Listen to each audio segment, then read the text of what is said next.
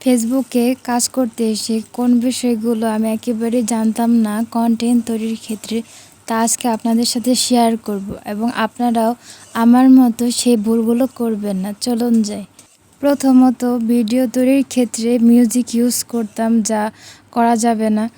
প্রথম দিক দিয়ে মিউজিক ব্যবহার থেকে বিরত থাকতে হবে, যেটা আমি একেবারেই করিনি। মিউজিক ইউজ করেছি এবং প্রথম ৩-৪ মাস আমি জানতামই না অন্যের ভিডিও দেখতে হবে এবং অন্যের ভিডিওতে গঠনমূলক কমেন্ট করতে হবে, পাশাপাশি অন্যদের কমেন্টে লাইক দিতে হবে। এটা একেবারে জানতাম না।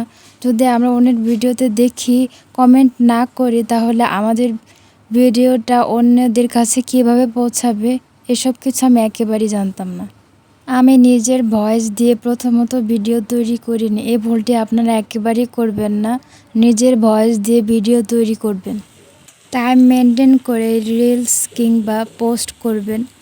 প্রতিদিন একই সময় পোস্ট করবেন। পছন্দ অনুযায়ী অন্যদের পেজে ফলো দিবেন, এতে আপনার পরিচিতিও বাড়বে। ফেসবুকে অন্যের ভিডিও দেখতেই হবে, কারণ একে অপরের সহযোগিতার মাধ্যমে সামনে এগিয়ে যেতে হবে, যেটা আমি একেবারে জানতাম না।